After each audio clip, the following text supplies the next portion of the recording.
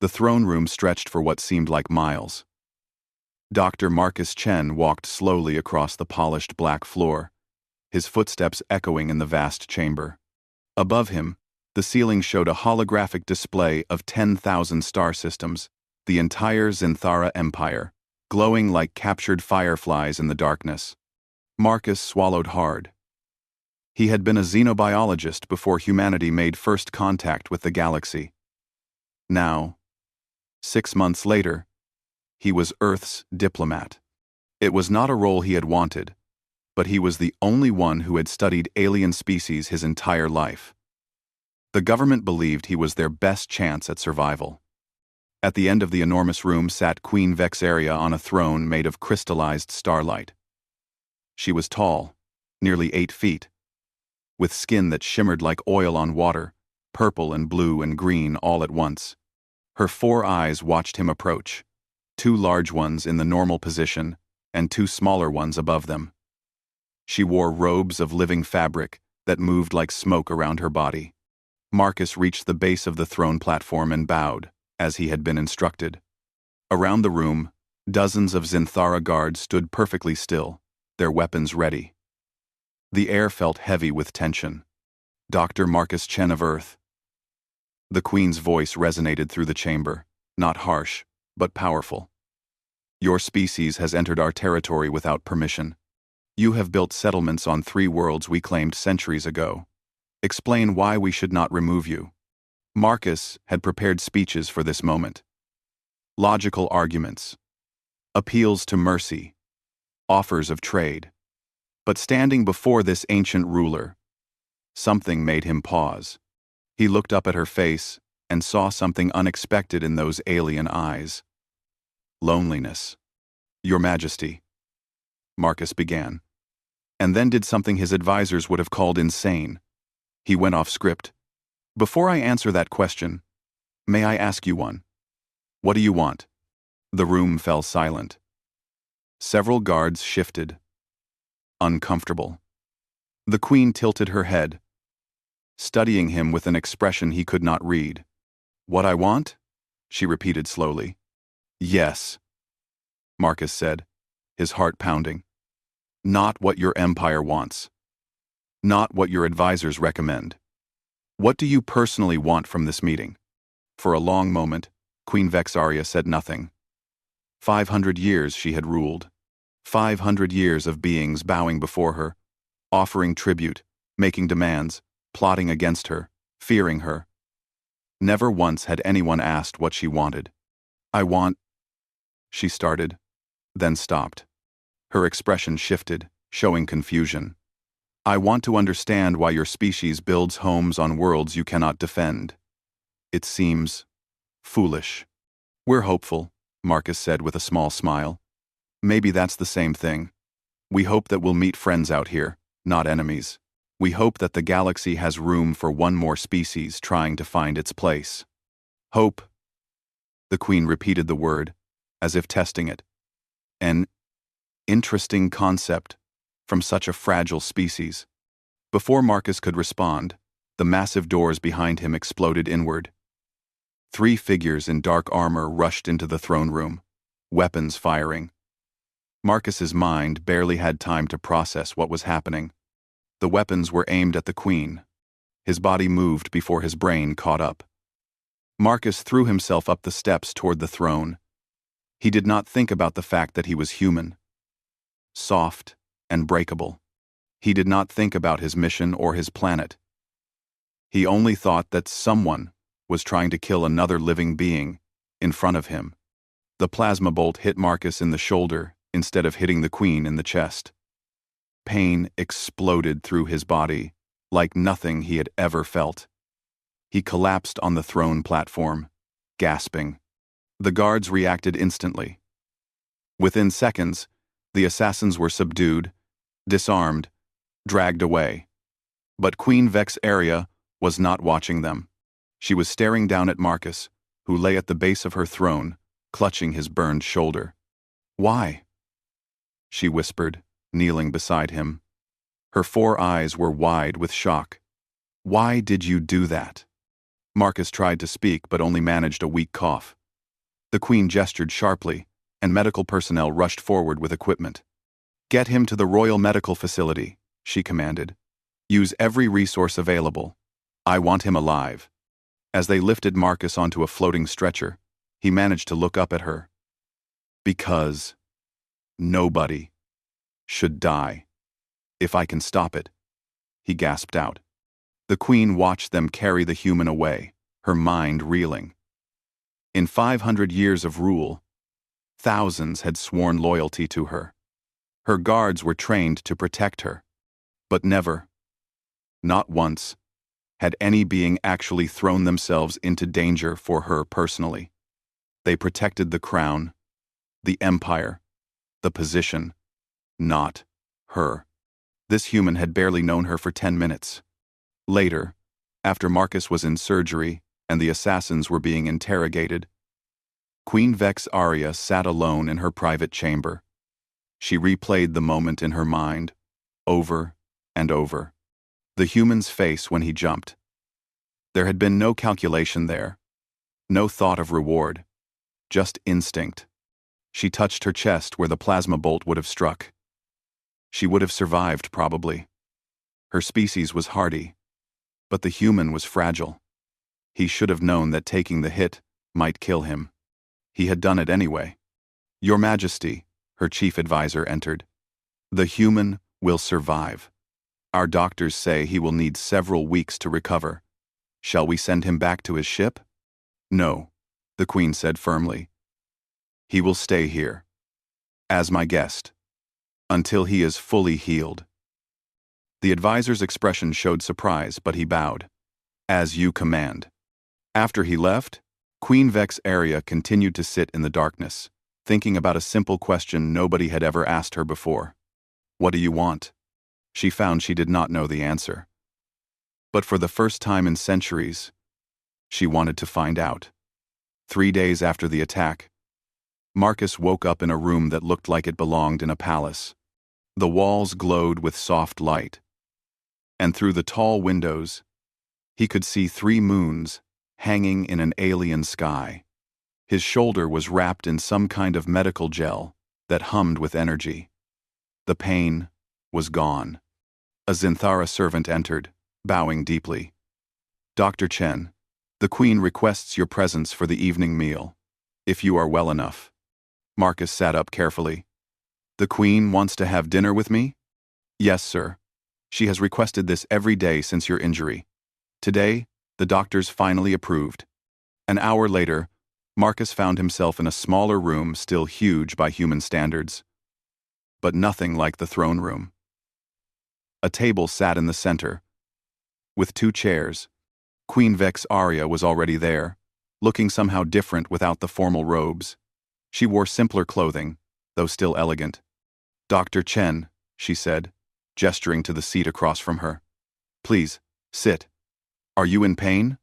"No, Your Majesty. Your doctors are amazing. On Earth, this injury would take months to heal." They sat. Servants brought food. Some Marcus recognized from Earth, some he did not. The Queen noticed his surprise. "I had my staff research human dietary needs," she explained. "That's very kind of you," Marcus said, genuinely touched. They began to eat in silence. Marcus noticed the Queen seemed uncertain, as if she did not know how to begin. Finally, he decided to help. "Your Majesty, may I ask you something? That question I asked in the throne room, have you thought about it?" "What I want?" Vexaria set down her utensil. "I have thought about nothing else for 3 days. It is a strange question. Zinthara queens are not raised to think about personal desires. We are created to serve the Empire." "Created?" Marcus asked gently. The Queen nodded. "We are genetically designed before birth, enhanced for intelligence, strength, leadership. From the moment we emerge, we are trained. Emotions are suppressed. Personal attachments are forbidden. We exist only to rule efficiently." Im. Marcus felt a wave of sadness. That sounds incredibly lonely. Vexaria's 4 eyes blinked in sequence. Something Marcus was learning meant surprise. Lonely? I rule 10,000 worlds. I am surrounded by millions of beings. But do any of them know you? The real you. Not the queen. No, not the queen. She was quiet for a long moment. No, she finally admitted. No, they do not. Then you're lonely, Marcus said softly. I'm sorry. Why do you apologize? You did not create the system.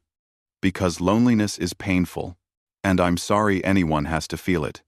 Even a powerful queen. Vexaria stared at him. This human continued to surprise her. Tell me about your life, Dr. Chen. Before you became a diplomat. Marcus smiled. I was a scientist. I studied animals, how they behaved, how they communicated. I loved discovering that creatures we thought were simple actually had complex emotions and social structures. I spent 2 years studying whale songs in Earth's oceans. Whale songs? Giant creatures that live in our seas. They sing to each other across hundreds of miles. Beautiful, complicated songs. The queen leaned forward slightly. Your people study beauty, even when it has no practical purpose? Especially then, Marcus said warmly. We create art, music, poetry, things that serve no function except to make life more meaningful. Do the Zinthara not do this?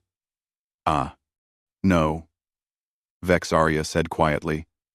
Everything must serve the Empire's efficiency. Art is considered a waste of resources. And at 40 Repelo, art is considered a waste of resources. Marcus felt his heart break a little for her. Over the next hour, he told her about human culture. He described paintings that captured sunlight on water. He explained how music could make people cry or dance or feel hope. He recited poetry about love and loss and the beauty of small moments. Vexaria listened to every word, her eyes never leaving his face. It was as if she was starving, and he was offering her food she never knew existed. I have something, Marcus said suddenly, remembering. He reached into his pocket and pulled out a small device, his personal data pad that had survived the attack. May I show you something? She nodded. He pressed a button, and music filled the room. Beethoven's Moonlight Sonata, recorded by a pianist on Earth. The notes were soft, sad, beautiful. The queen sat perfectly still, listening. When the piece ended, Marcus saw something extraordinary. A single tear ran down her cheek, clear like water, but shimmering with rainbow colors. What is this feeling? She whispered, touching the tear in wonder. My chest feels tight, but not unpleasant. That's emotion breaking through, Marcus said gently. Your genetic conditioning is strong, but it's not perfect. You're feeling what the music expresses. Sadness, beauty, longing. I was not supposed to be able to feel these things, Vexaria said, staring at the tear on her finger. This is a flaw in my design. No, Marcus said firmly. This is what makes you alive. Not just functioning, but truly alive. They talked late into the night. Marcus showed her pictures of Earth forests, oceans, cities, deserts. He told her about human families, friendships, how people chose their own paths in life. Vexaria asked endless questions, absorbing everything like someone discovering color after living in black and white. When Marcus finally returned to his room, exhausted but happy, he did not know that guards had reported the evening to the High Command. He did not know that senior military officials were becoming concerned about their queen's unusual behavior. And he did not know that Queen Vexaria sat alone in her chamber, listening to Beethoven's music on repeat, feeling emotions she had been designed never to feel, and beginning to question everything she had been taught about what mattered in life. The next morning, she requested another dinner with the human. And the morning after that, The galaxy's most powerful ruler was learning what it meant to have a friend, and nothing would ever be the same. For 3 weeks, Marcus and Queen Vexaria met every evening. They talked about everything: philosophy, science, dreams, fears. The queen was changing. Her guards noticed she smiled sometimes now. Her advisors saw her gazing out windows, lost in thought. The cold, efficient ruler was becoming someone else. But the high command was not pleased. On the 22nd day, 5 senior military officials entered the queen's private office without announcement. They were old, powerful Zinthara, who had served the empire for centuries. Their leader, Commander Zrath, placed a datapad on her desk. "Your Majesty, we must speak plainly," Zrath said, his voice hard. "Your behavior has become concerning. You spend every evening with the human. You have delayed all decisions regarding Earth.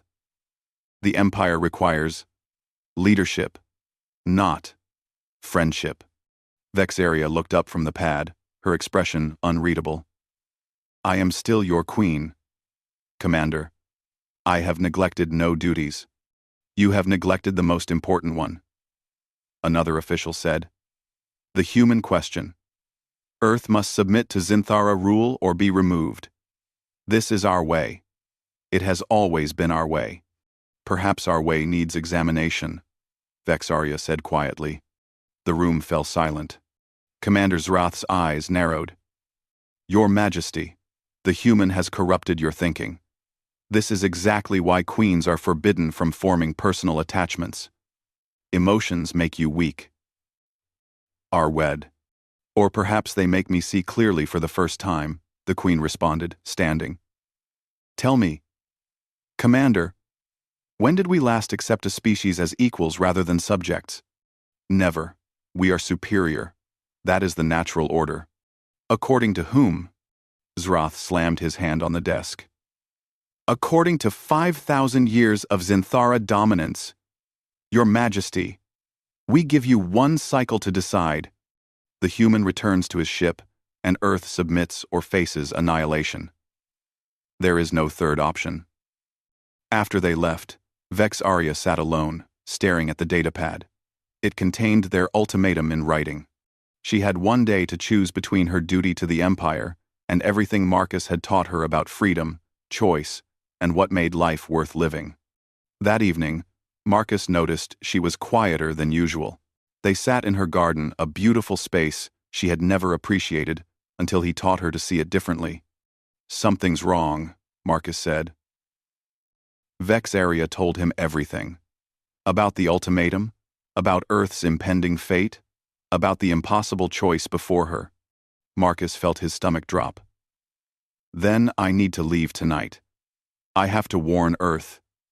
Give them time to prepare." "Prepare for what?" Vexaria asked sadly. "You said yourself. Humanity has 12 colony worlds and limited defenses.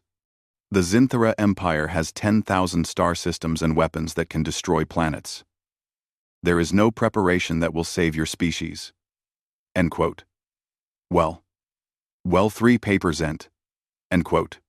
Marcus stood, pacing. "Then we run. We hide. We fight anyway.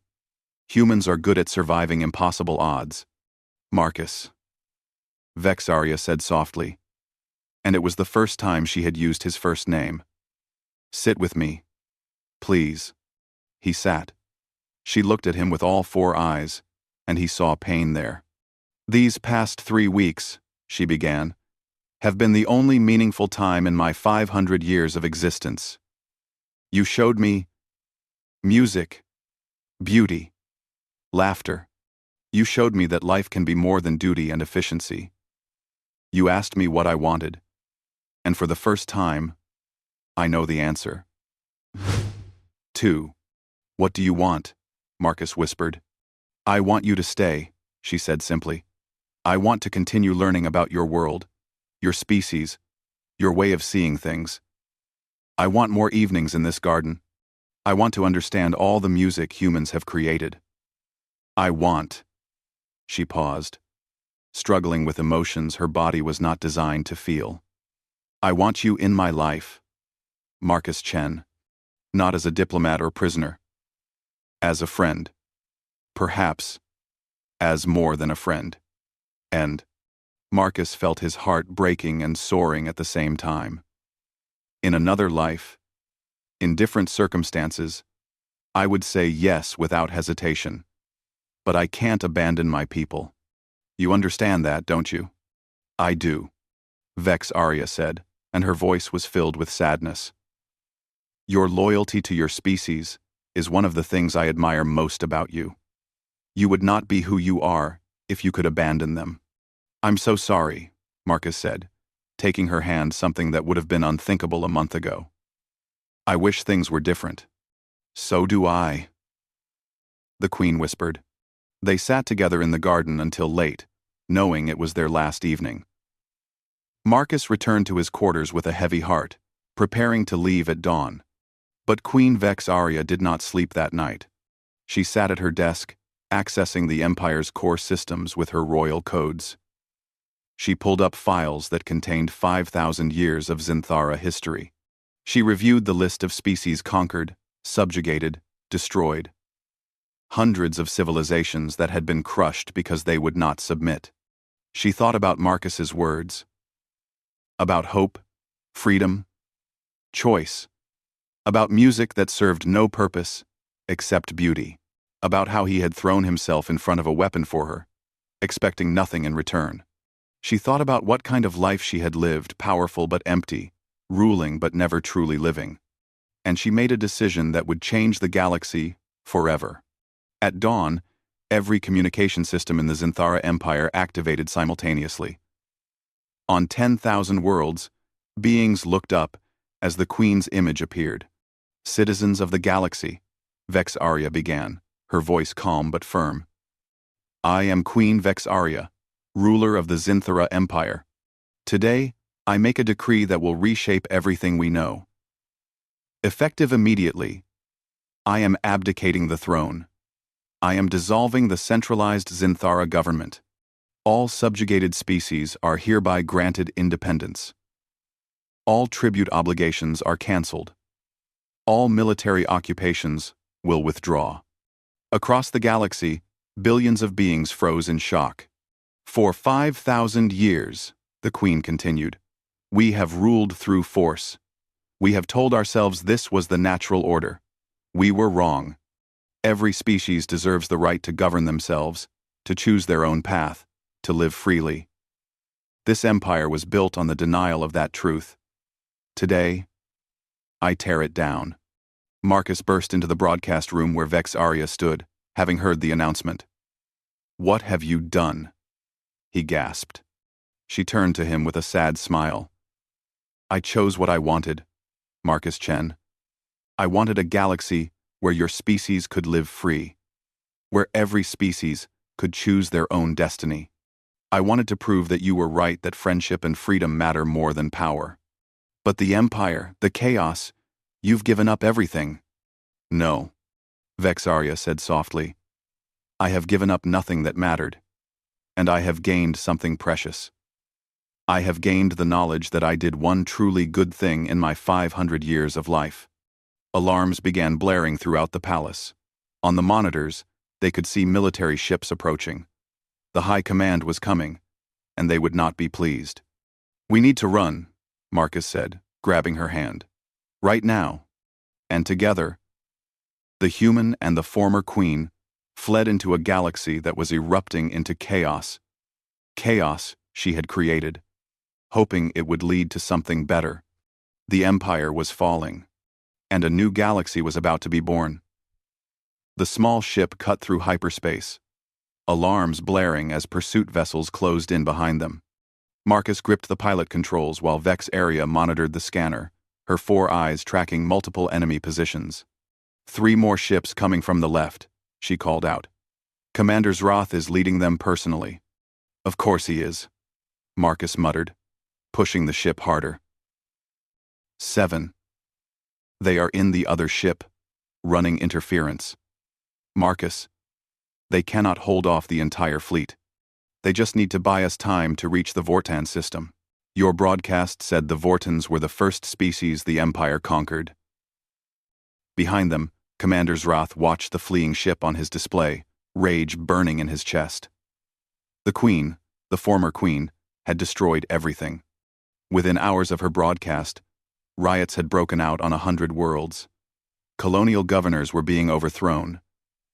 Military units were refusing orders. 5,000 years of order, gone, in a single speech. And all because of one human. All weapons.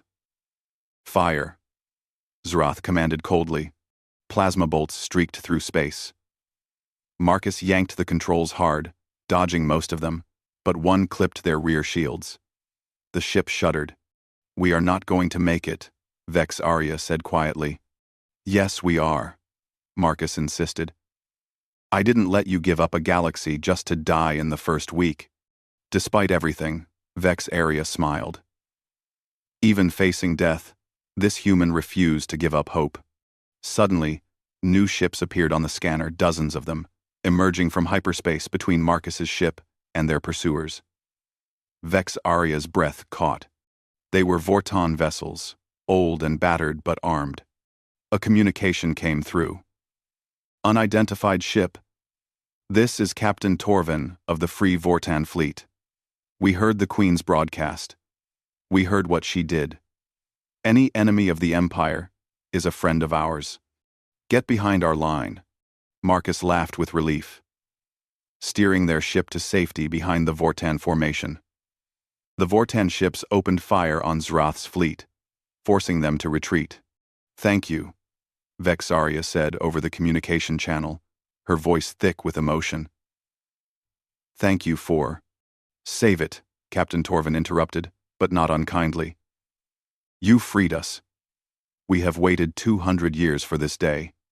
Land on our planet. You will be safe there." The Vortan homeworld was beautiful purple skies, silver forests, cities rebuilt from Empire ruins.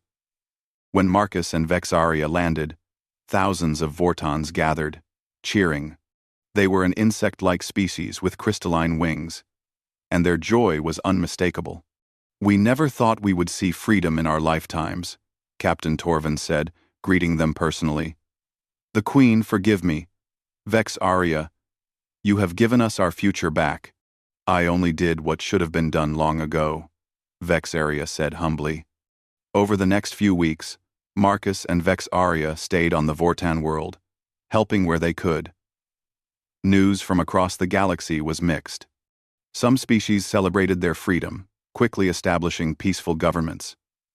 Others descended into civil war, as different factions fought for power.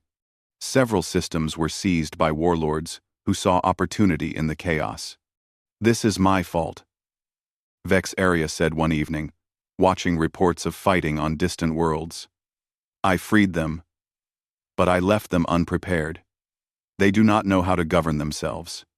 "They'll learn," Marcus said, sitting beside her. "Freedom is messy, but it's still better than tyranny." "Is it? When beings are dying in these conflicts?" Marcus took her hand gently. "Yes, because now they're fighting for their own futures, not living under someone else's boot. It will get better. They just need help finding their way." "Then we should help them," Vex Arya said, straightening up. "I created this chaos. I should take responsibility for guiding these species through it." "Not alone," Marcus said firmly. "We do it together." Over the following months, Marcus and Vex Arya traveled from system to system. Where species struggled with sudden freedom, they offered guidance. Marcus, with his diplomatic skills and understanding of different governments. Vex Arya, with her knowledge of galactic politics and resources. They helped negotiate peace treaties, establish trade agreements, and create councils where species could settle disputes without war. Slowly, the galaxy began to stabilize. Species that had been enemies under the Empire discovered they could cooperate. Former colonies formed alliances for mutual protection. A new order was emerging. Built, not on dominance, but on voluntary cooperation. But not everyone was happy with this new galaxy.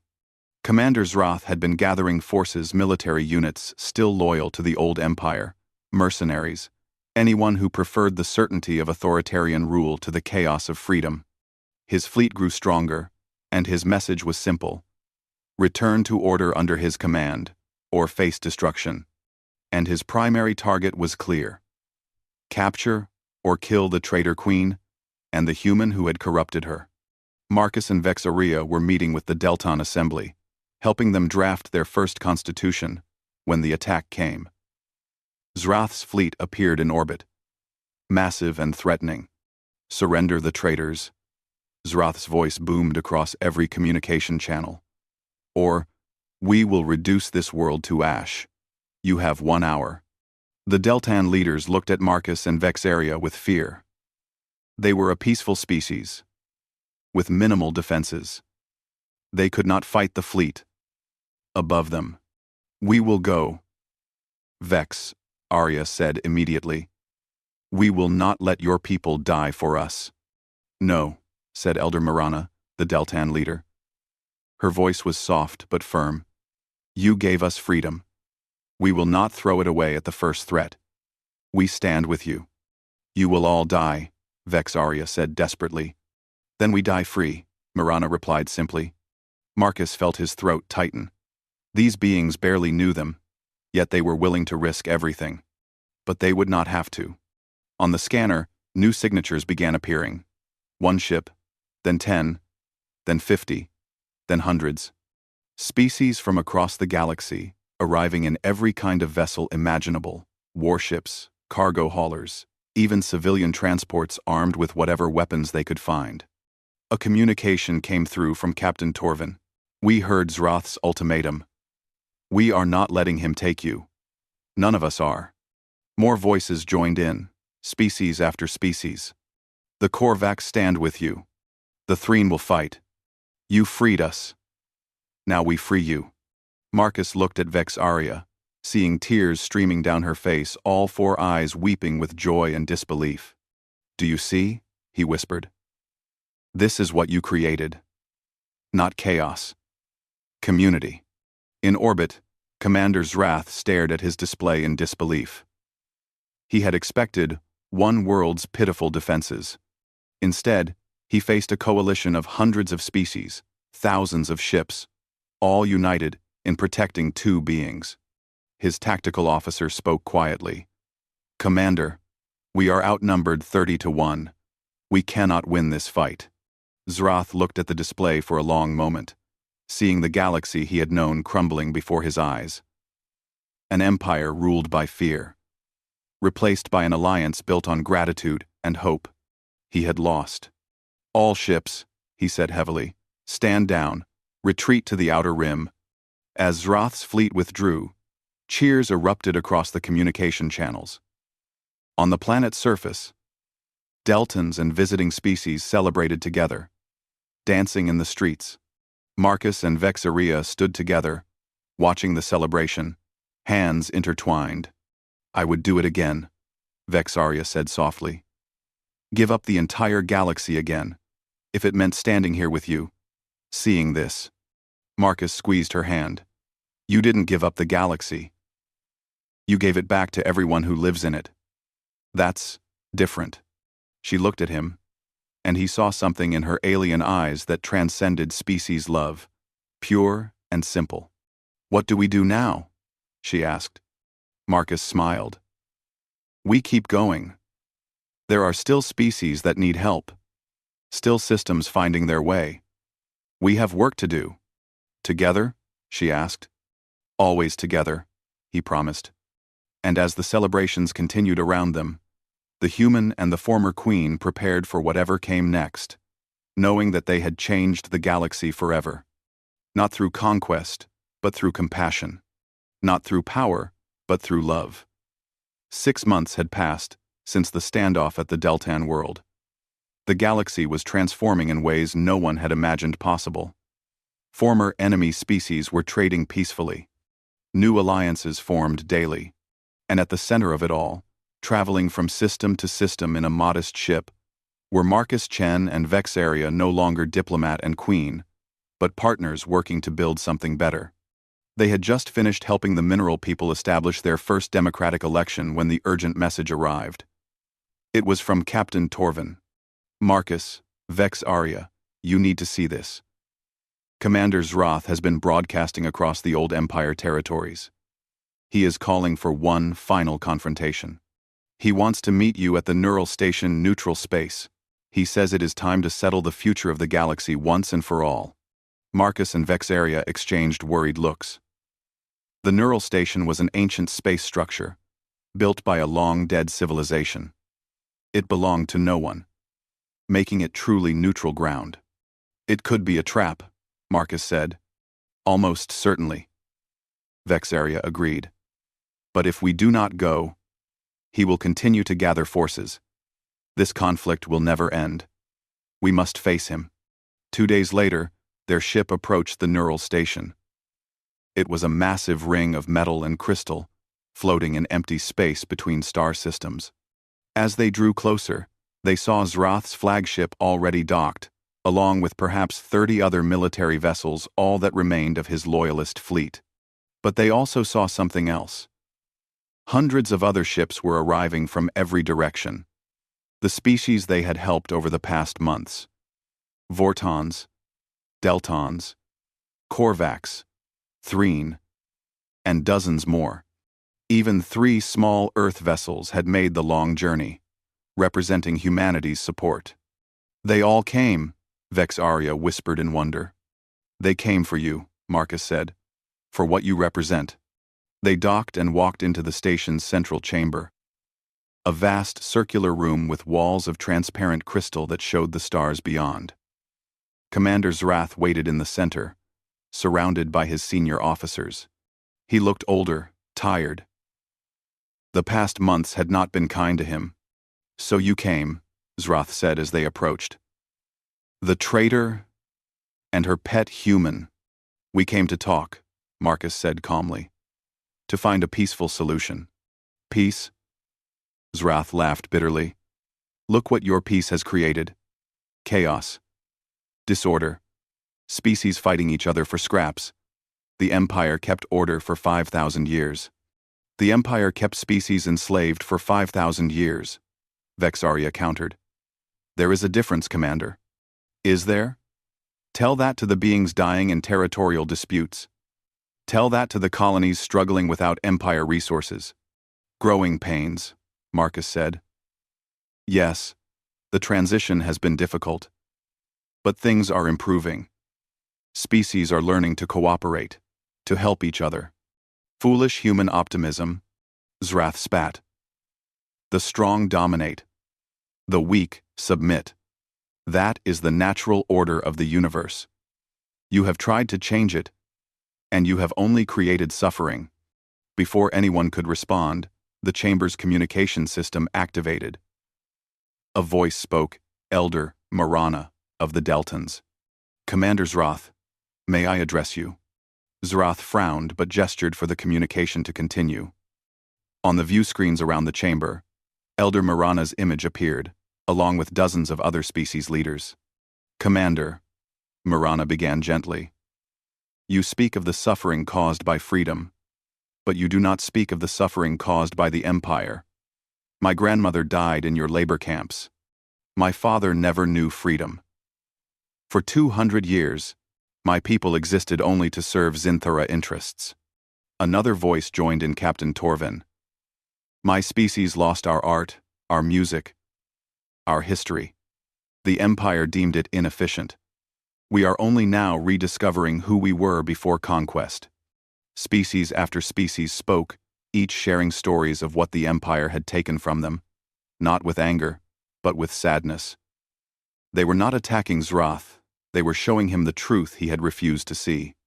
Zroth listened, his expression hardening. This changes nothing. Then let us vote, Vexaria said suddenly. You claim the galaxy wants a return to Empire rule. Let every species here decide. If the majority agrees with you, I will support a return to centralized government. But if they choose freedom, You must accept the will of the galaxy. Zrath stared at her. You would accept a vote? Even if it means giving up everything you have built? Democracy means accepting outcomes you might not like, Marcus said. We trust these species to choose their own future. For a long moment, Zrath was silent. Then, slowly, he nodded. Very well. Let them choose. The vote was conducted immediately, transmitted across hundreds of worlds. Every species that had been part of the Empire, or affected by its dissolution, was given a voice. The question was simple. Return to centralized rule, or continue building a coalition of free systems. In the chamber, they watched the results come in on the displays. System after system, species after species, voted for freedom. Not all of them, some chose the security of authoritarian rule, but the vast majority chose to govern themselves. The final count was clear, 87% for freedom. Zrath looked at the numbers for a long time. His officers shifted uncomfortably, waiting for his response. Finally, the old commander's shoulders sagged. I was wrong, he said quietly. I thought I was preserving order, but I was only preserving my own understanding of the galaxy. An understanding that belonged to a different time. He turned to Vex Arya, and for the first time, he bowed not to a queen, but to an equal. You saw what I could not. That beings value freedom more than security, choice more than order. The galaxy has spoken. I will not stand against it any longer. Vex Arya stepped forward and did something that shocked everyone present. She embraced the old commander. Thank you, she whispered. Thank you for choosing peace. When she stepped back, there were tears on Zrath's face, something no one had ever seen from the stern military leader. What will you do now? I will retire, Zrath said. I am old, and this new galaxy needs new leaders. Perhaps I will write my memoirs. Warn future generations about the dangers of believing that power and control are the only ways to create order. As Zrath and his officers departed, the chamber filled with representatives from hundreds of species. They had come to witness the confrontation, but now they stayed to celebrate. This is it, one of the Korvax diplomats said excitedly. This is the moment we truly become something new. We need a name, a structure, a way to maintain this cooperation. The Galactic Coalition, suggested a Threne representative. The Free Systems Alliance, another offered. They debated enthusiastically, full of hope and energy. Marcus and Vex Arya quietly stepped away from the crowd, moving to the crystal wall to look out at the stars. They do not need us anymore, Vex Arya observed. They are building their future themselves. That was always the goal, Marcus said, taking her hand. So, what do we do now? Vex Arya smiled a genuine warm smile that transformed her alien features. You once told me about Earth's oceans, about whales that sing across vast distances. I would like to hear them. I'm Node. I'm Self. You want to visit Earth? I want to see your home, and then perhaps we explore together.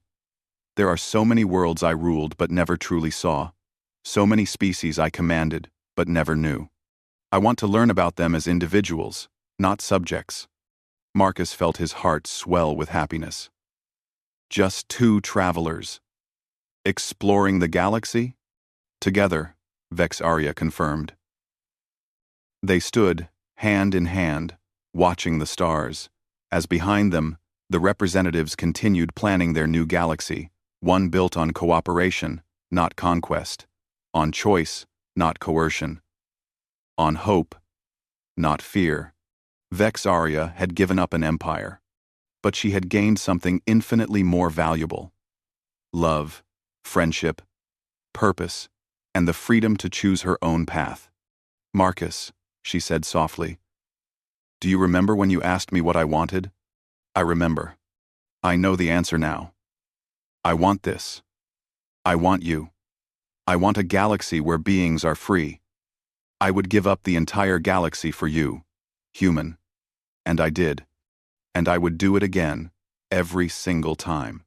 Marcus pulled her close, and they stood together in the starlight, two beings from different worlds who had changed the fate of trillions.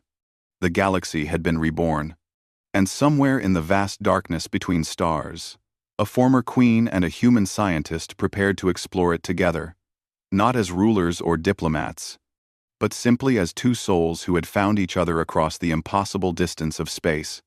The empire had fallen, but something far better had risen to take its place.